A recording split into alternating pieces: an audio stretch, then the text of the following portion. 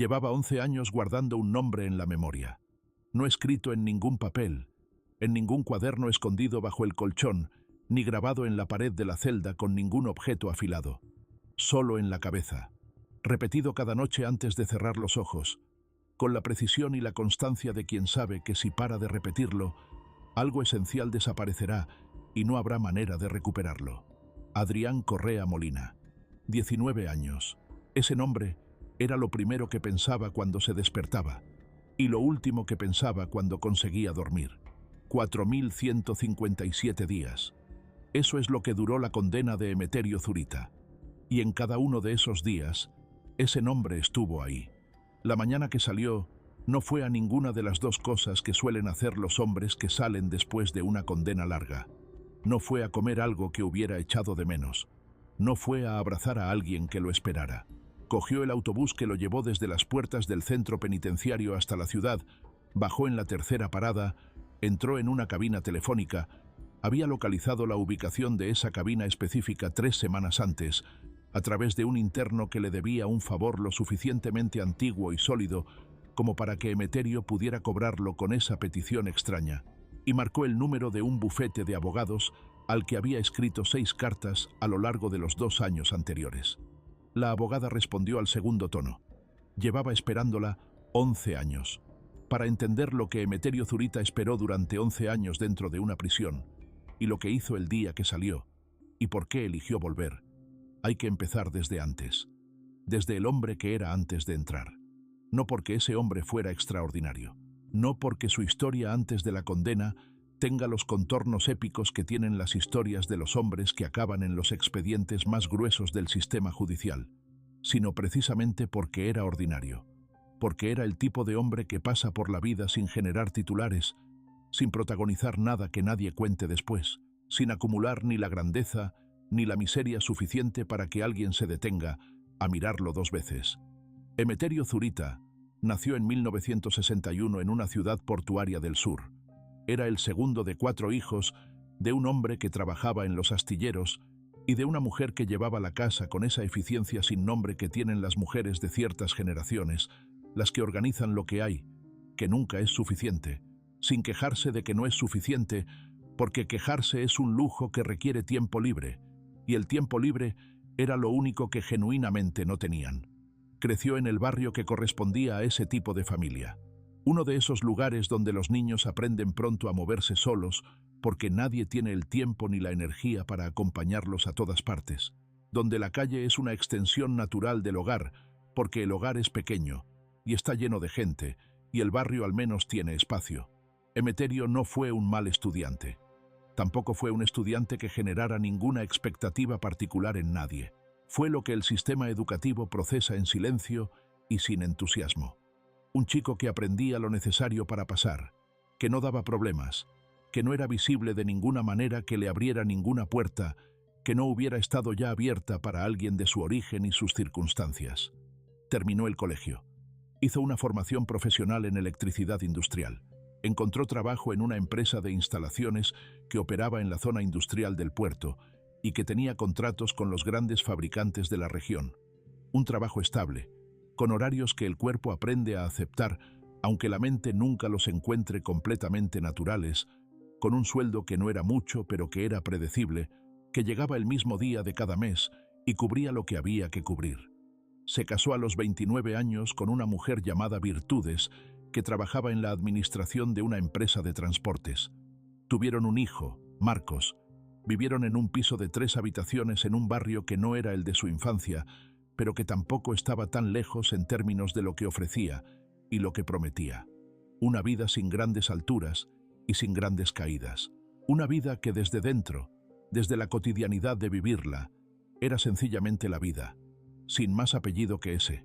La caída llegó cuando Emeterio tenía 51 años. No llegó de golpe. Las caídas que no llegan de golpe son siempre más complicadas de explicar y de entender que las que sí lo hacen, porque no tienen un momento único que señalar, no tienen una causa sola que identificar y condenar y archivar. Son la acumulación de decisiones que en el momento en que se toman parecen manejables, razonables incluso dentro del tipo de razonamiento que uno utiliza cuando ya está en un camino que se va estrechando sin que lo veas del todo, porque estás demasiado dentro de él para ver los bordes.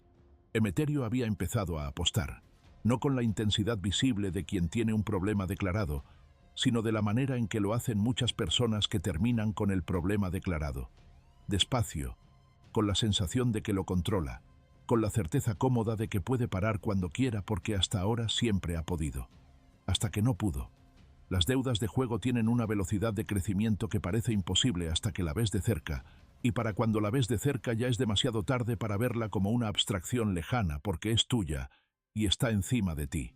Emeterio intentó soluciones que se parecían a soluciones mientras las intentaba y que en retrospectiva eran únicamente la manera de ganar tiempo antes del siguiente problema. Dinero de la empresa en la que trabajaba, sacado de maneras que durante meses creyó que podría devolver antes de que nadie lo notara. 73.000 euros en total. La empresa lo notó. La empresa denunció. El fiscal presentó los cargos con la precisión burocrática con que el sistema procesa este tipo de casos, cuando tiene pruebas claras, y un acusado que no puede negar los hechos, porque los hechos están en los registros contables con la transparencia brutal que tienen los números cuando alguien los revisa con tiempo y con intención de encontrar lo que hay. Emeterio Zurita confesó en la primera sesión. Pagó lo que pudo pagar con lo que tenía. Lo que no pudo pagar se convirtió en condena. 11 años. El juez tuvo en cuenta la confesión y la ausencia de antecedentes previos para situarse en el rango inferior de lo que la ley permitía. Pero 11 años siguen siendo 11 años. Son 4.157 días cuando los cuentas uno por uno, que es como los cuentan los que los viven desde dentro. Virtudes presentó los papeles del divorcio antes de que terminara el primer año. Marcos tenía 19 años cuando su padre entró. Para cuando Emeterio salió, su hijo tenía 30, y era un hombre con su propio mundo y su propio criterio sobre lo que había pasado y sobre cómo posicionarse ante ello. Un criterio que se había ido formando durante 11 años de distancia forzada y que no era completamente hostil, pero tampoco era lo que Emeterio habría esperado encontrar si hubiera tenido la ingenuidad de esperar algo concreto. Emeterio entró en el centro penitenciario de Madrona en enero de 2013. Tenía 52 años y la expresión de alguien que ha aceptado completamente lo que viene, que no tiene ninguna expectativa romántica sobre lo que va a encontrar dentro, que tampoco tiene la capacidad de anticipar lo que de verdad le espera, porque nadie, absolutamente nadie que no lo haya vivido, puede anticipar el choque real de los primeros días dentro de ese mundo. Lo que le esperaba no era lo que había imaginado, y lo que le esperaba tampoco era lo que podría haber imaginado en su versión más extrema. Lo que le esperaba era algo completamente diferente. El sistema penitenciario no te explica nada cuando llegas. Eso es lo primero que aprende cualquier hombre que entra por primera vez. Que nadie está allí para orientarte ni para facilitarte la transición entre el mundo que conoces y el mundo al que acabas de llegar. Hay normas escritas en un documento que te entregan y que puedes leer si quieres, y que la mayoría de los que llevan tiempo dentro ya saben de memoria, porque son las normas que se ven, las visibles, las institucionales. Pero la vida real dentro de un centro penitenciario no la rigen esas normas. La rige otra capa, invisible, no escrita en ningún documento oficial, que existe en paralelo con la oficial y que en muchos aspectos la supera en autoridad real.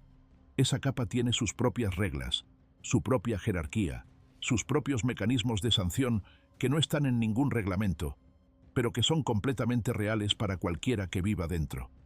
Emeterio llegó al módulo 4 del centro penitenciario de Madrona en una tarde de enero con el frío de ese año y la sensación de haber cruzado una línea que tiene un nombre muy preciso, aunque nadie lo nombre. El punto en que la vida que tenías se termina de una manera que no tiene marcha atrás, y lo que empieza ahora es otra cosa que todavía no tiene forma reconocible. En los primeros días aprendió lo esencial: cómo funcionan las horas, cómo funcionan los espacios, quién tiene autoridad sobre qué y de qué tipo. Aprendió a leer una habitación antes de entrar, a identificar sin error los equilibrios de poder que en cualquier grupo humano existen, pero que en un espacio cerrado y sin acceso al exterior se vuelven más densos, más intensos, más visibles para quien sabe mirar. Aprendió que los funcionarios de vigilancia no son una categoría uniforme. Hay algunos que ejercen su trabajo con una profesionalidad que el sistema institucional les pide y que ellos aplican con mayor o menor rigor dependiendo del día y de su propio criterio. Y hay otros que ejercen algo diferente. Algo que el sistema institucional no les pide porque no puede pedirlo explícitamente, pero que tampoco hace lo suficiente para evitarlo. Uno de esos otros era Gregorio Palmes, funcionario de vigilancia nocturna, 44 años en el momento en que Emeterio llegó al módulo 4, 12 años en el cuerpo, todos en ese mismo centro.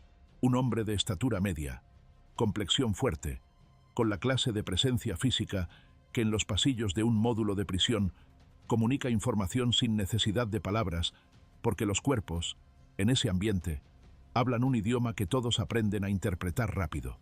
Palmes tenía una reputación dentro del módulo que nadie verbalizaba de manera directa y que todos conocían de la misma manera que se conocen las cosas que no se dicen, pero que se transmiten.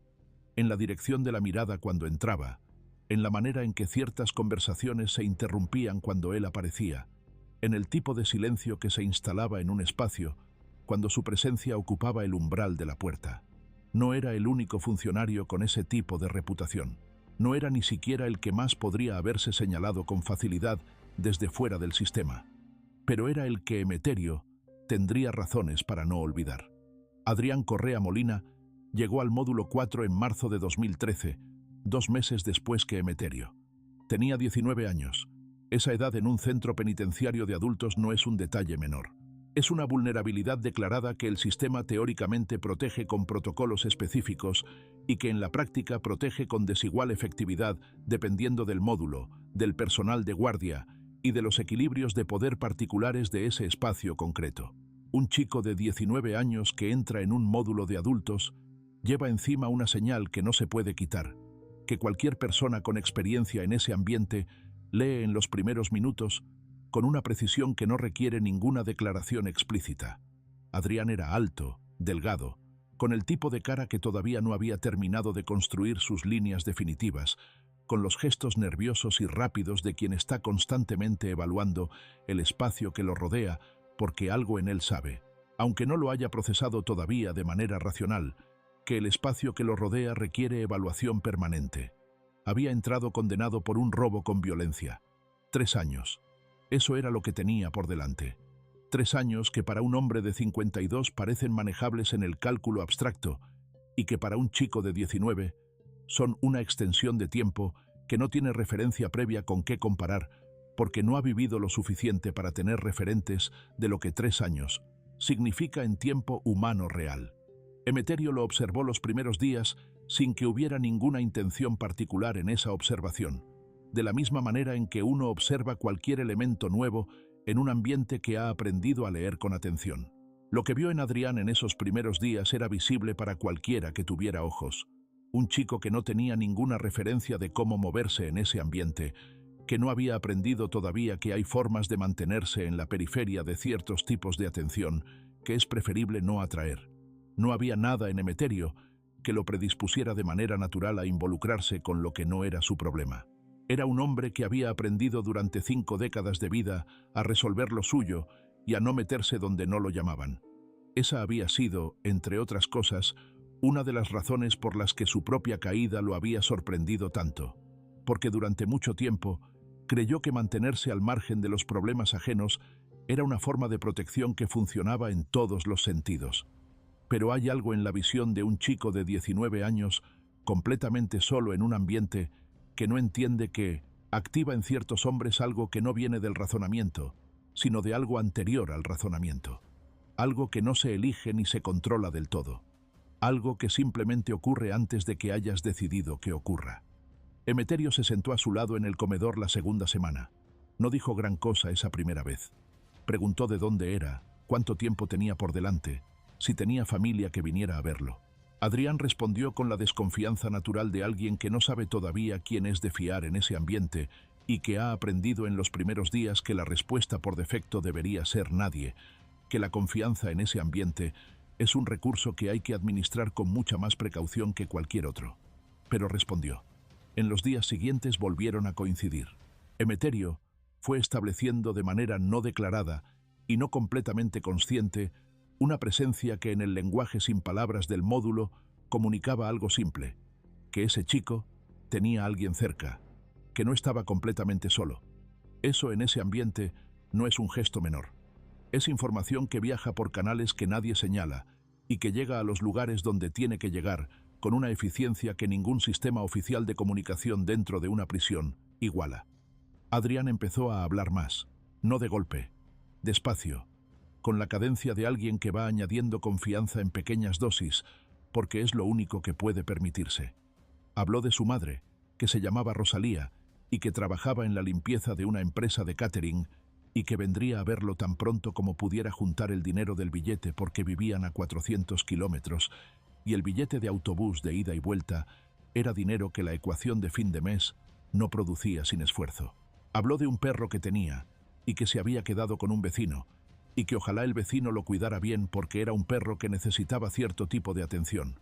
No habló del crimen por el que estaba dentro durante semanas y cuando lo hizo, fue de la manera en que los hombres hablan de las cosas que los avergüenzan, sin poder decir completamente que los avergüenzan.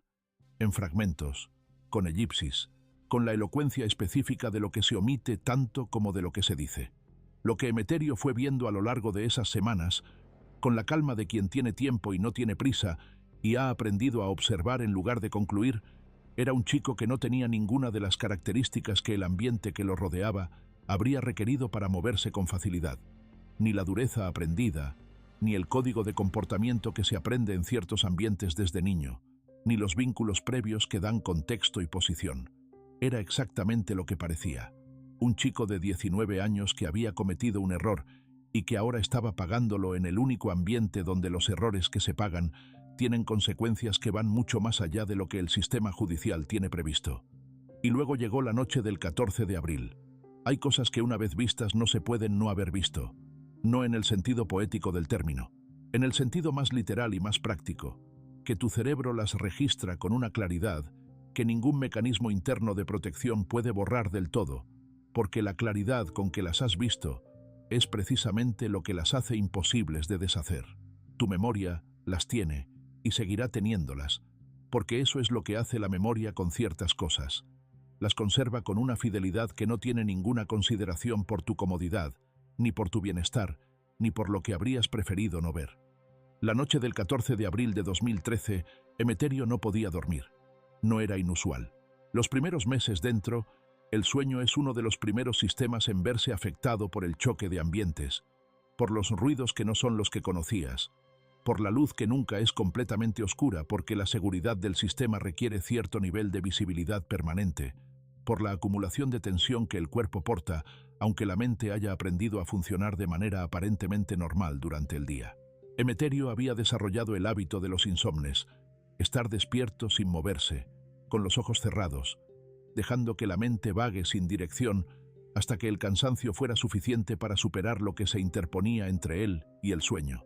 Oyó pasos en el pasillo, pasos que conocía, que cualquiera en ese módulo conocía porque había algo en el peso y en el ritmo de ese paso que era identificable incluso desde detrás de una puerta cerrada. Pasos de palmes. Lo que distinguía esa noche de otras noches era que los pasos se detuvieron y que se oyó algo más.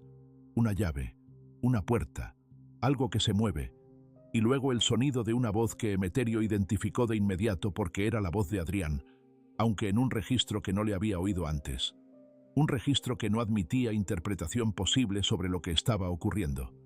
Las celdas del módulo 4 tenían una ventanilla pequeña de observación en la parte superior de la puerta, diseñada para que los funcionarios pudieran verificar el estado de los internos sin necesidad de abrir la puerta. La mayoría de los internos la cubrían con lo que tenían.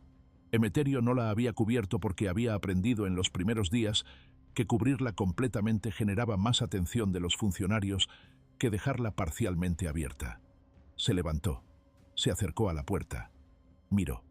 Lo que vio y lo que escuchó con la claridad acústica específica de un pasillo de hormigón a la 1:15 de la madrugada, cuando no hay nada más que cubra ese sonido, no duró más de 2 minutos, desde el momento en que lo vio hasta el momento en que dejó de poder verlo porque el ángulo ya no se lo permitía. 2 minutos. 93 segundos que Emeterio midió con la precisión involuntaria de alguien cuyo cerebro está registrando todo lo que puede registrar, porque en algún lugar de él, más allá de cualquier decisión consciente, Algo sabe que lo que está ocurriendo es de las cosas que no se pueden deshacer y que algún día, de alguna forma, lo que ha visto tendrá que servir para algo. No gritó, no abrió la puerta, no hizo nada de lo que en cualquier otra circunstancia habría sido la respuesta lógica de un ser humano que presencia lo que él presenció. No lo hizo porque llevaba 3 meses en ese módulo y había aprendido suficiente, porque sabía que gritar no iba a detener lo que estaba ocurriendo a tiempo, porque sabía que abrir la puerta era imposible desde dentro, y porque sabía, con esa claridad fría y terrible que tienen los momentos en que el mundo se reordena alrededor de una información nueva, que lo que acababa de ver era algo que iba a cambiar lo que hacía a continuación durante mucho tiempo. No sabía todavía cuánto, pero sabía que mucho. A las 2:17 de la mañana, el módulo 4 se despertó con el sonido del protocolo de urgencias. Los funcionarios que llegaron, no Palmes, que había desaparecido del pasillo, aplicaron los procedimientos. La ambulancia llegó a las 2:44. El médico de guardia certificó el deceso a las 3:02. Adrián Correa Molina murió a los 3 meses y 4 días de haber entrado en el centro penitenciario de Madrona. El informe oficial estableció como causa de la muerte asfixia mecánica autoinfligida, suicidio por ahorcamiento utilizando la ropa de cama. Emeterio.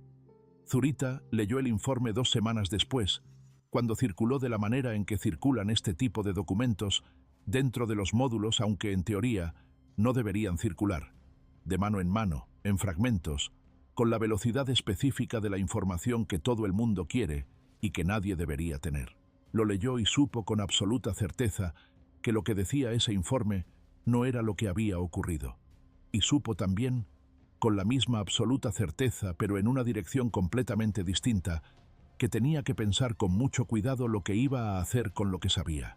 Hay una pregunta que cualquier persona que oiga esta historia formula de manera instintiva. ¿Por qué no habló de inmediato? ¿Por qué no fue al director del centro al día siguiente y dijo lo que había visto? ¿Por qué no pidió hablar con alguien de fuera, con un abogado, con la familia de Adrián, con alguien? Es una pregunta perfectamente razonable.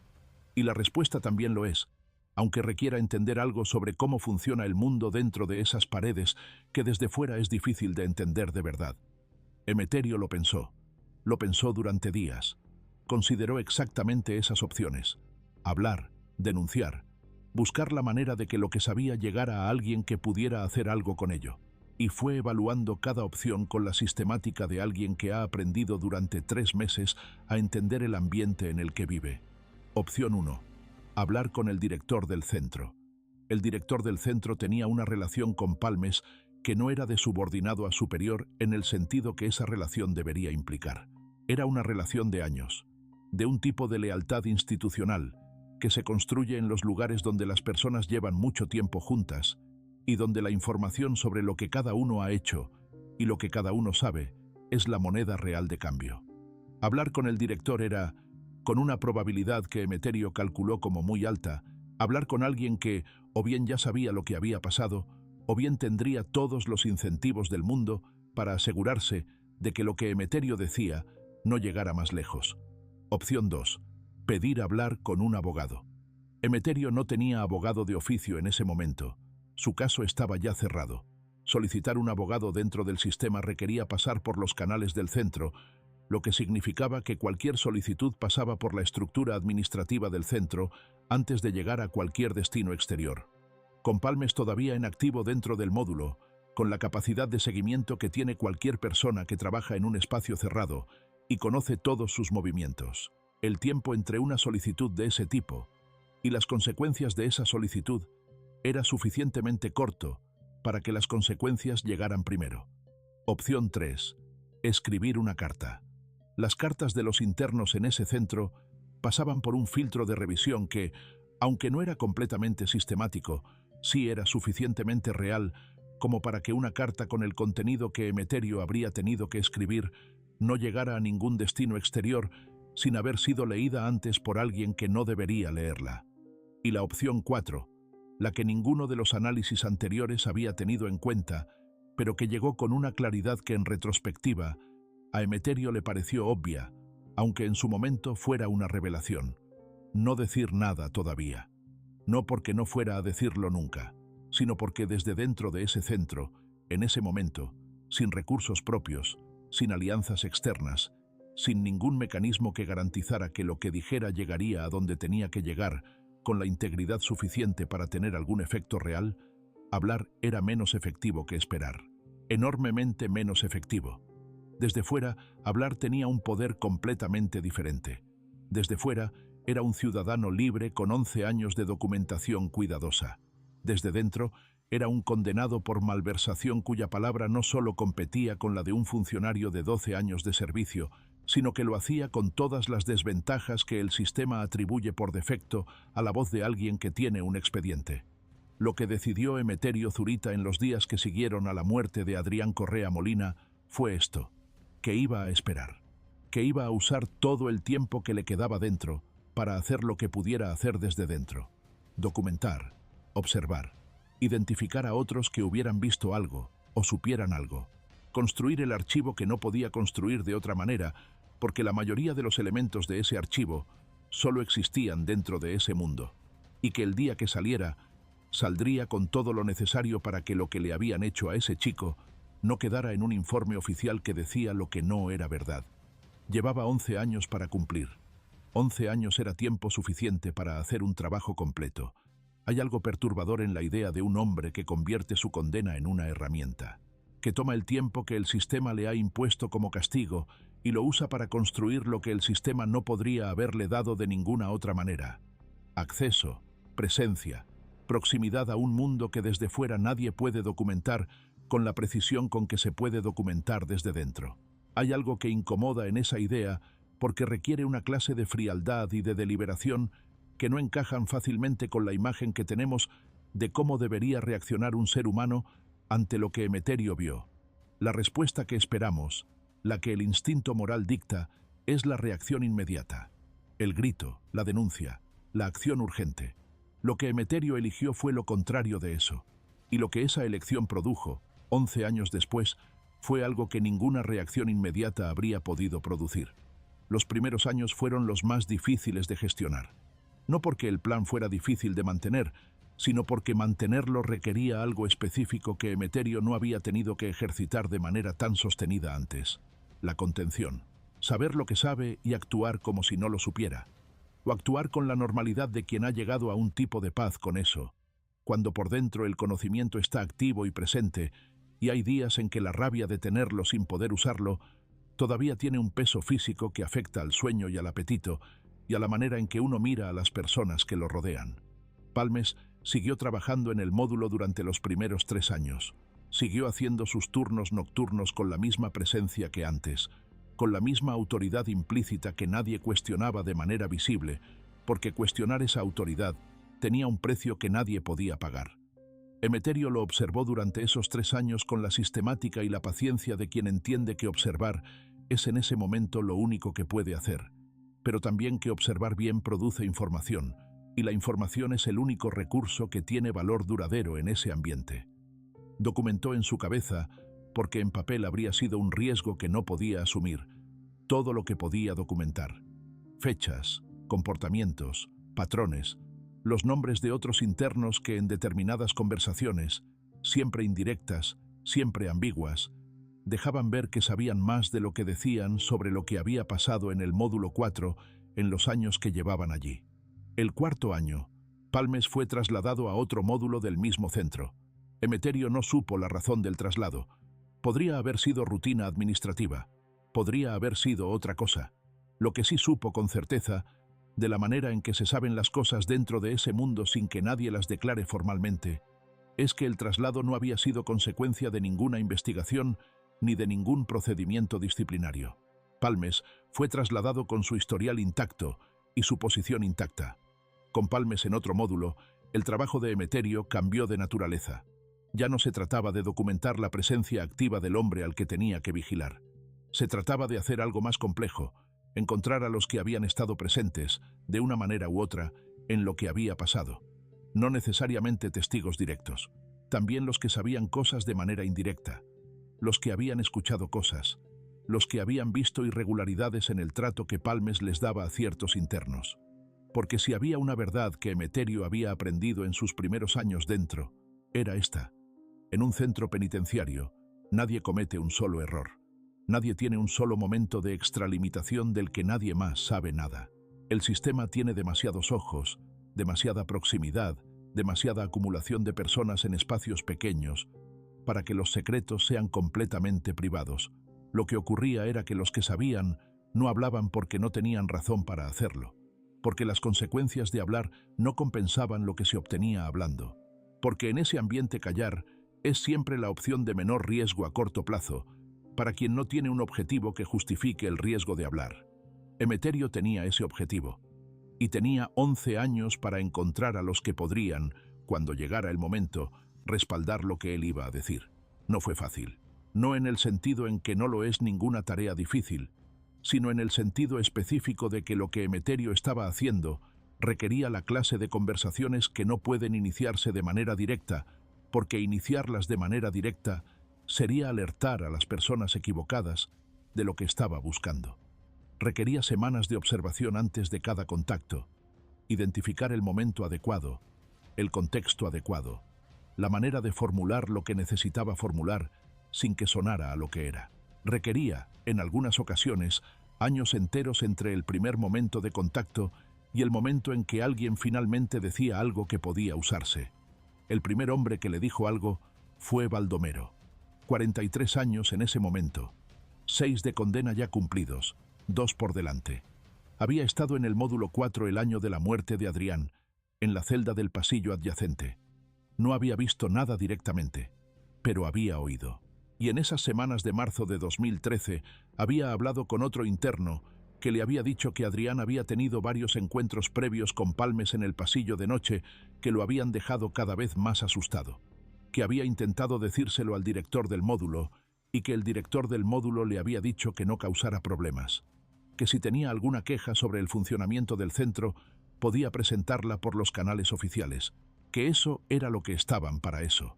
Baldomero no quería declarar en ningún sentido oficial, no en ese momento. Quizás cuando saliera, quizás. Emeterio no lo presionó. Lo que hizo fue guardar lo que le había dicho con la misma precisión con que guardaba todo lo demás, en la memoria, sin papel, con todos los detalles que pudieran darle validez y contexto cuando llegara el momento de usarlos.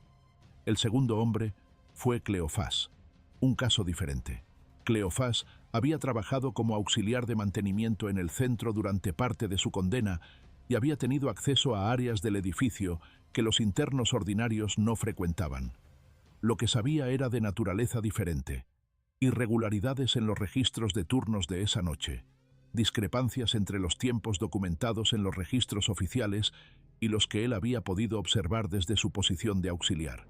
Nada concluyente por sí solo, pero piezas de un cuadro que se iba completando con cada nueva pieza. El tercero fue un ex interno que había cumplido su condena y salido cuando Emeterio llevaba 6 años dentro. Emeterio lo contactó a través de los canales de comunicación que los internos con condenas largas desarrollan con el mundo exterior de maneras que el sistema no siempre prevé completamente. Cartas a terceros, mensajes indirectos, la red invisible de personas que han pasado por el mismo centro y que mantienen contactos en ambas direcciones. Lo que ese hombre tenía era el nombre de otro ex interno que había estado presente en el módulo en fechas cercanas y que, según él, sabía más de lo que jamás había dicho a nadie. Emeterio tardó 2 años en llegar a ese nombre de manera que pudiera hablar con él directamente. Cuando lo hizo, fue a través de una carta que pareció inocua a cualquier lectura superficial y que contenía, en su formulación específica, la información suficiente para que el destinatario entendiera de quién venía y sobre qué. La respuesta tardó 4 meses en llegar. Cuando llegó, era una sola frase en una carta sobre un tema completamente distinto. Decía: «Cuando salgas, ven a verme primero». Emeterio la leyó 3 veces y luego la destruyó. No necesitaba conservarla, la tenía en la memoria. Si llegaste hasta este punto en la historia de Emeterio Zurita, es porque ya intuyes lo que viene. Pero la historia no va hacia donde crees que va hacia algo diferente. Algo que ninguno de los que estuvieron cerca de él durante esos 11 años anticipó. Si quieres escuchar hasta el final, suscríbete al canal. Ya seguimos. En el 8º año, Emeterio cometió el único error de cálculo de todo su plan. Y ese error tuvo consecuencias que no eran irrecuperables, pero que cambiaron el ritmo de lo que estaba construyendo de una manera que durante varias semanas temió que pudiera desbaratarlo todo. Le habló a otro interno sobre lo que buscaba, de manera que fue demasiado directa para las condiciones en que se encontraba. No fue una indiscreción descuidada. Fue una evaluación equivocada sobre en quién podía confiar hasta qué punto. Un error de ese tipo específico que cometen los que llevan mucho tiempo en un ambiente cuando empiezan a creer que lo conocen demasiado bien para equivocarse en cosas básicas. Ese otro interno no traicionó a Emeterio de manera directa ni deliberada, pero habló con alguien que habló con alguien más, y el resultado fue que durante 3 semanas Emeterio tuvo la certeza de que alguien en el centro, alguien con conexiones que llegaban hasta el módulo donde Palmes seguía trabajando, sabía que había un interno preguntando cosas sobre la noche de la muerte de Adrián Correa Molina. Esas 3 semanas fueron las más tensas de todos los 11 años.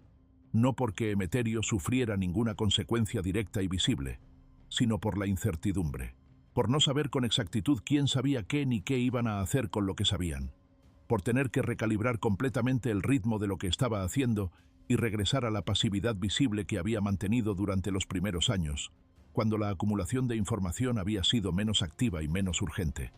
Lo que ocurrió en esas 3 semanas, finalmente, fue nada, o nada visible.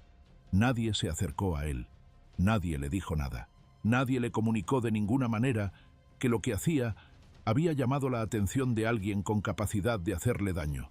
Y esa ausencia de reacción le dijo algo también, o bien lo que había llegado a quienes no debían saberlo era demasiado vago para generar una respuesta específica, o bien quienes lo sabían habían calculado que reaccionar era más arriesgado que dejar que el tiempo lo resolviera, que a un hombre a quien le quedaban 3 años de condena lo más inteligente era dejarlo tranquilo y esperar a que saliera y pasara a ser problema de otro.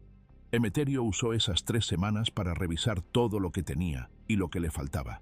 Lo que tenía era sustancial, una cronología detallada de lo que había visto y escuchado en los 11 años, los nombres de 4 personas que podían aportar información de primera o segunda mano sobre lo ocurrido o sobre el patrón de comportamiento de Palmes, las discrepancias en los registros que Cleofás había identificado y que él había memorizado con precisión, y la referencia a un ex interno que decía saber más y que le había pedido que fuera a verlo cuando saliera. Lo que le faltaba era lo único que no podía conseguir desde dentro, un interlocutor exterior que supiera recibir todo eso y transformarlo en algo que el sistema pudiera procesar. Ahí empezaron las cartas al bufete. El bufete de abogados de Amparo Villena se especializaba en lo que el sistema legal llama casos de derechos fundamentales en el ámbito penitenciario. En el lenguaje que no necesita categorías legales, se especializaba en esto, en creerle a quien el sistema ha decidido de antemano que es menos creíble, en escuchar lo que la mayoría de los abogados no escucha porque no tiene por qué, porque el cliente ordinario no viene de donde vienen los clientes de Amparo y no trae consigo las dificultades específicas que traen los que sí vienen de allí. Amparo tenía 42 años cuando llegó la primera carta de Emeterio. Llevaba 12 años en el ejercicio y otros 4 en organizaciones de derechos humanos antes de eso. Había visto muchas cosas en esos años. Había aprendido a distinguir, con una precisión que no era infalible pero que había desarrollado con la práctica, entre las afirmaciones que merecían investigación y las que no. No porque los que no merecían investigación mintieran necesariamente, sino porque en el trabajo que ella hacía la distinción relevante no era siempre entre verdad y mentira, sino entre lo que podía sostenerse legalmente y lo que no podía. Y esa distinción requería un tipo de evaluación que iba más allá de creer o no creer. La primera carta de Emeterio fue breve. No decía demasiado. Describía la situación en términos generales, sin identificar a nadie por nombre ni dar detalles específicos sobre lo que había visto. Era la carta de alguien que estaba probando un canal antes de usarlo, verificando si el canal funcionaba antes de poner nada importante en él. Amparo respondió, brevemente. Le decía que había recibido su carta, que si quería continuar la comunicación podía hacerlo, y que cualquier correspondencia estaría protegida por la confidencialidad abogado-cliente desde el momento en que hubiera un encargo formal. La segunda carta fue más específica. La tercera más aún. Para la cuarta, Emeterio había dado suficiente información para que Amparo entendiera la magnitud de lo que estaba describiendo, y también para que Amparo tuviera suficiente criterio para evaluar si lo que describía tenía, en su experiencia, el tipo de coherencia interna y el tipo de detalle que distingue el testimonio que ha vivido de cerca de lo que reconstruye desde lejos. Tenía ese tipo de coherencia. Amparo escribió en su registro de casos una nota breve, pendiente de apertura formal. Emeterio Zurita, testigo en posible caso de muerte en custodia. Recomendado para atención prioritaria a la salida. Siguieron comunicándose durante los 2 años siguientes. No con frecuencia. Con la frecuencia suficiente para que Amparo tuviera el cuadro completo de lo que Emeterio había construido durante los años anteriores y para que Emeterio supiera exactamente qué necesitaría llevar consigo el día que saliera. ¿Qué formato tenía que tener la información? ¿A qué organismos habría que dirigirse primero? ¿Cuál era el orden de pasos que maximizaba las posibilidades de que lo que sabía produjera un efecto real? Cuando le quedaban 3 meses de condena, Amparo le escribió que tenía programado lo necesario, que cuando saliera, que llamara, que ya sabía qué hacer. La mañana que salió, Emeterio cogió el autobús, bajó en la tercera parada, entró en la cabina telefónica cuya ubicación había verificado 3 semanas antes. Amparo respondió al segundo tono. Lo que siguió a esa llamada fue un proceso que duró 6 semanas y que Emeterio vivió desde fuera, desde la libertad que no sabía todavía del todo cómo habitar después de 11 años de ausencia, como alguien que ha completado la parte del trabajo que le correspondía hacer y que ahora asiste a la parte que ya no depende de él. La parte donde otros, con las herramientas que él no tenía desde dentro, hacen lo que él no podía hacer. Amparo presentó la denuncia ante el juzgado de instrucción, con la documentación que Emeterio le entregó en la reunión del primer día. 5 horas de sesión, en las que él narró de manera ordenada y con una precisión que dejó a Amparo sin palabras, en varios momentos, todo lo que había construido durante 11 años en la memoria. Los nombres, las fechas, los detalles concretos de lo que había visto la noche del 14 de abril de 2013, las personas que podían aportar información adicional, las discrepancias en los registros. El exinterno que había pedido que Emeterio fuera a verlo cuando saliera se llamaba Mauricio Bernal. Vivía en una ciudad a 2 horas en tren. Emeterio fue la segunda semana. Lo que Mauricio tenía era de una naturaleza que ninguno de los demás testimonios tenía. Había visto a Palmes en el pasillo con otro funcionario 30 minutos antes de que sonara la alarma esa noche, en una conversación que había durado más de lo que una conversación casual entre compañeros de turno requería, con el lenguaje corporal de 2 hombres que están resolviendo algo urgente y no están hablando de nada casual. Ese otro funcionario ya no estaba en el centro. Mauricio tenía su nombre.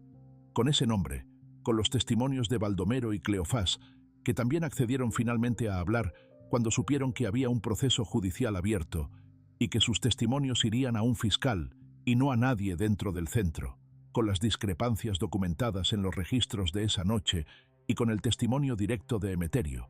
El fiscal que tomó el caso tuvo lo que necesitaba para ordenar la detención provisional de Gregorio Palmes, 43 días después de que Emeterio saliera del centro penitenciario de Madrona. Palmes llevaba 11 años trabajando en otro módulo del mismo centro. Llevaba 11 años siendo funcionario con el mismo historial intacto que había tenido el día de la muerte de Adrián Correa Molina. Llevaba 11 años bajo el supuesto de que lo que había ocurrido esa noche había quedado archivado con la versión que él mismo había ayudado a construir. Fue detenido un martes por la mañana, en el aparcamiento del centro, cuando llegaba a su turno de trabajo. La madre de Adrián Correa Molina se llamaba Rosalía. Emeterio lo sabía desde el principio, desde aquellas conversaciones con Adrián en el comedor del módulo 4, en las que el chico hablaba de ella con esa mezcla de orgullo y de culpa que tienen los hijos cuando saben que sus madres están pagando un precio por algo que ellos han hecho.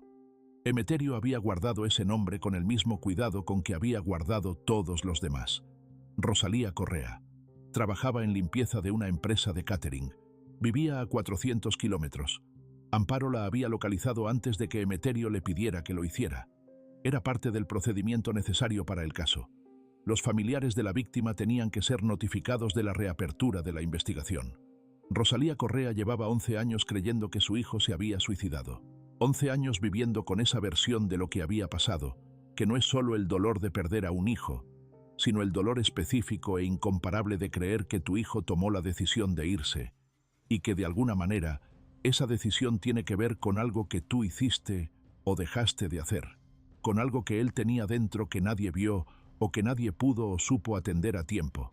Eso es lo que llevan 11 años las madres de los que mueren solos de esa manera, con esa versión oficial, ese peso específico.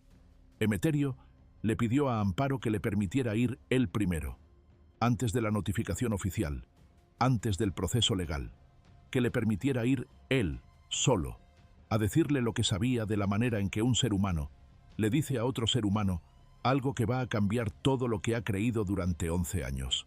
Amparo lo pensó. Había razones de procedimiento que hacían esa petición complicada. Había formas en que esa conversación podía interferir con el proceso judicial. Pero había también algo más simple y más difícil de argumentar en contra, que la mujer tenía derecho a escuchar la verdad antes de que la verdad llegara en forma de documento judicial, que si alguien tenía la responsabilidad moral de ser quien se lo dijera, ese alguien era el hombre que había estado con su hijo y que había guardado lo que sabía durante 11 años para que este momento pudiera existir. Amparo le dio 48 horas. Emeterio cogió el tren. 4 horas de trayecto. Llegó a la ciudad un jueves por la tarde. Localizó la dirección que Amparo le había dado. Era un edificio de viviendas ordinario en una calle ordinaria. Subió al tercer piso. Llamó al timbre. La mujer que abrió la puerta tenía 64 años. Era pequeña, de pelo gris recogido, con el tipo de cansancio instalado en la cara que no viene del trabajo de esa semana ni del año anterior, sino de muchos años acumulados de un tipo de peso que no se descarga completamente. Lo miró durante un momento. No lo conocía. No sabía quién era. Emeterio dijo su nombre. Dijo que había estado en el módulo 4 del Centro Penitenciario de Madrona en marzo de 2013, que había conocido a Adrián y que tenía que contarle algo. Rosalía Correa tardó 3 segundos en abrirle la puerta del todo. Lo que ocurrió en el interior de esa casa durante las 2 horas siguientes, Emeterio no lo contó en detalle a nadie, ni a Amparo, ni a los periodistas que intentaron hablar con él en los meses posteriores, ni al psicólogo que lo atendió en el proceso de reinserción. Lo que dijo, la única vez que habló de ello, fue esto, que la mujer escuchó todo, que escuchó sin interrumpirlo, sin preguntas, con el tipo de silencio que tienen las personas que han estado esperando algo durante mucho tiempo, aunque no supieran exactamente qué estaban esperando. Y que cuando Emeterio terminó, Rosalía no dijo nada durante varios minutos, y luego dijo una sola cosa. Dijo, «Gracias por no dejar que se quedara así». Eso fue todo.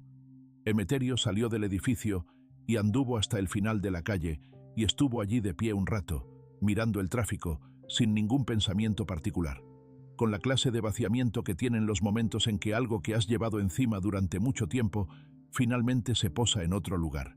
No desaparece, pero ya no es solo tuyo. Cogió el tren de vuelta esa misma noche. Estas historias existen porque alguien tiene que contarlas con la honestidad que merecen. Si crees que merecen ser escuchadas, ayúdanos a que lleguen más lejos. Ya seguimos. El día que Emeterio volvió al centro penitenciario de Madrona no era preso, era libre, completamente libre, con todos los papeles que acreditaban que su condena había terminado y que el Estado no tenía ningún crédito pendiente sobre su tiempo, ni sobre su cuerpo, ni sobre su libertad de movimiento. Era un ciudadano que podía ir a donde quisiera, que podía tomar cualquier decisión sobre cualquier aspecto de su vida sin el filtro de ninguna autoridad institucional que revisara esa decisión. Y eligió volver allí. No había nada que necesitara recoger de ese lugar. No había ninguna gestión pendiente que requiriera su presencia física en las puertas de ese edificio. No había nadie dentro esperándolo. El proceso judicial contra Palmes seguía su curso, y ese curso no requería que Emeterio estuviera en ningún lugar específico ese día.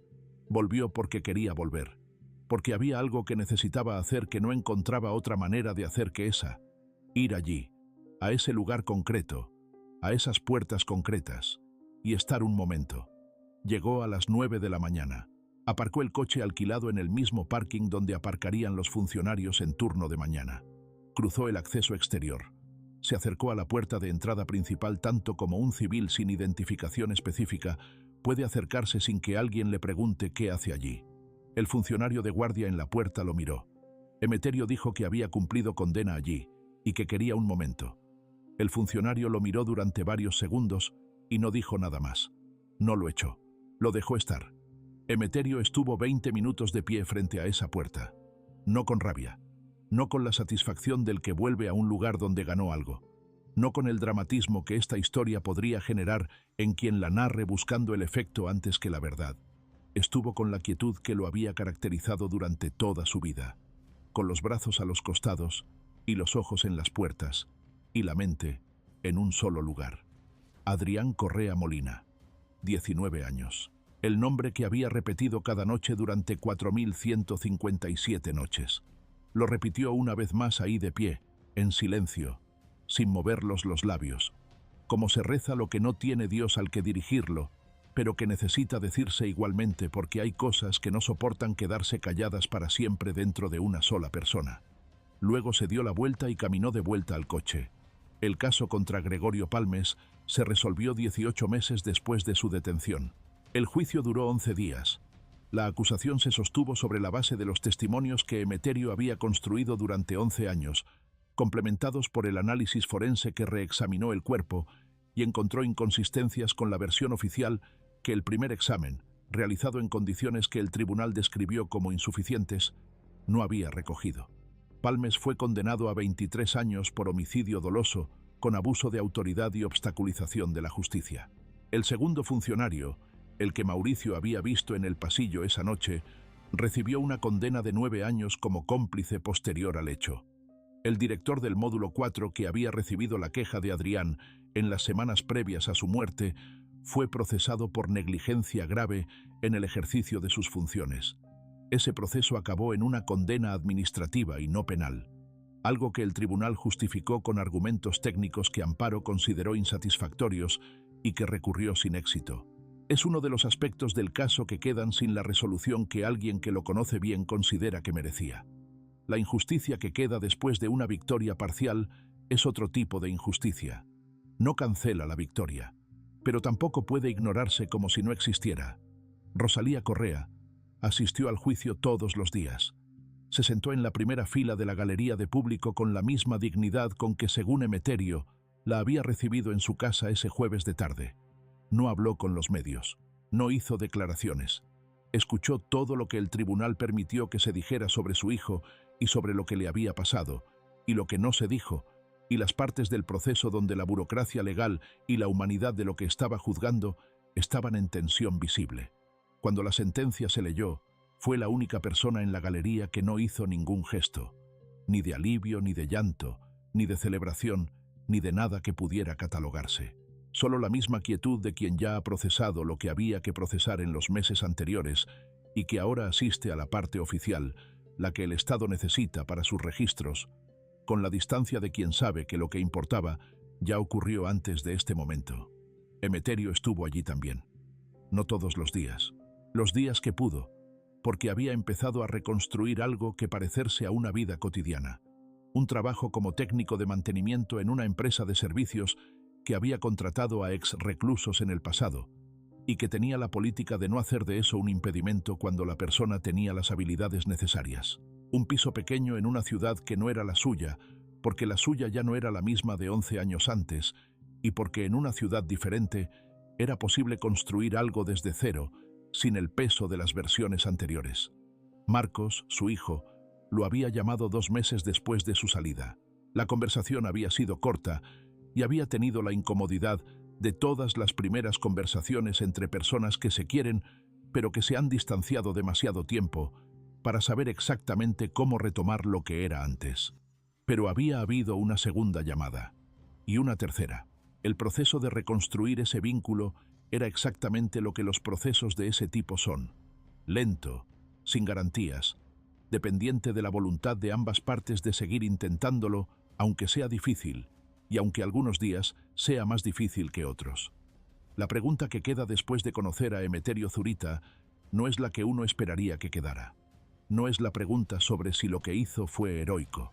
No es la pregunta sobre si su plan era lo correcto o si debería haber hablado antes, en el momento, independientemente de las consecuencias. No es la pregunta sobre la justicia que finalmente llegó y sobre si llegó en la magnitud que merecía. La pregunta que queda es más incómoda que todas esas. Es la siguiente.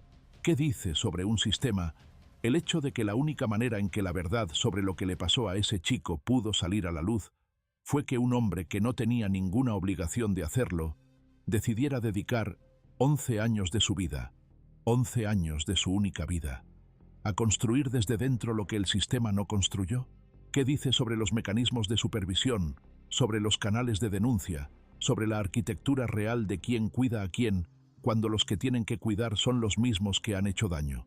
¿Qué dice sobre la distancia entre lo que el sistema dice que existe como protección y lo que existe en la práctica para alguien de 19 años en un módulo de adultos con un funcionario que nadie supervisa de verdad? Emeterio no hizo nada extraordinario en el sentido en que esa palabra se usa normalmente. No arriesgó su vida en un gesto dramático. No enfrentó a nadie cara a cara en ningún momento de su plan. Lo que hizo fue más difícil que eso y más invisible que eso. Recordar. Cada día, durante 11 años, volver a ese nombre y a esa noche y a la decisión de que lo que había visto no se iba a quedar sin consecuencias, si él podía evitarlo. Mantener esa decisión viva y activa durante 11 años de monotonía y de encierro, y de todos los días en que habría sido completamente comprensible dejarla caer, porque la vida dentro es suficientemente dura, sin añadirle el peso de una responsabilidad que nadie le había pedido que cargara.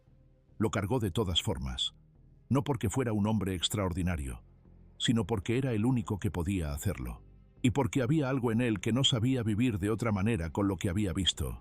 Hay personas que cuando ven algo que no debería haberse visto y que no debería haberse hecho, simplemente no pueden seguir viviendo como si no lo hubieran visto, no porque sean más valientes ni más morales que los demás, sino porque el peso de saberlo y no hacer nada con ello es, para ciertas personas, más pesado que el peso de hacer algo con ello, aunque ese algo cueste lo que cueste. Emeterio Zurita era una de esas personas, y no lo supo hasta que no tuvo otro remedio que serlo. Gregorio Palmes ingresó en un centro penitenciario en el otoño de 2026. Tiene 62 años y 23 por delante. Emeterio Zurita tiene 64. Trabaja. Habla con su hijo los domingos. Tiene un piso pequeño en una ciudad que ya empieza a sentir como suya. No habla de lo que hizo dentro durante 11 años con facilidad. No porque se avergüence de ello, sino porque hay cosas que pertenecen a un espacio interior que no gana nada con convertirse en historia que uno cuenta. Lo guarda con la misma discreción con que guardó todo lo demás. Solo que ahora lo que guarda no pesa igual. Lo que guarda ahora tiene el peso diferente de las cosas que ya han cumplido su función. El nombre de Adrián Correa Molina todavía lo piensa de vez en cuando. No cada noche. No como una obligación. Lo piensa como se piensa en alguien que importó, que dejó huella sin saber que la estaba dejando, que estuvo en el mundo brevemente y cuya brevedad no fue solo la de los 19 años que vivió, sino la de todo lo que no llegó a vivir y que no llegó a vivir por una razón que durante 11 años solo una persona en el mundo conocía de verdad. Ahora Rosalía también la conoce, y los que escucharon el juicio, y los que lean el expediente que quedará en algún archivo del sistema judicial con el número que le corresponde, y todos los que escuchen esta historia y la recuerden. Eso es lo que significa que una historia sobreviva, que el nombre que alguien guardó solo en la cabeza durante 11 años, repetido cada noche para no perderlo, deje de ser solo de ese alguien y pase a ser de todos los que lo escuchan. Adrián Correa Molina, 19 años. Ahora lo saben más personas.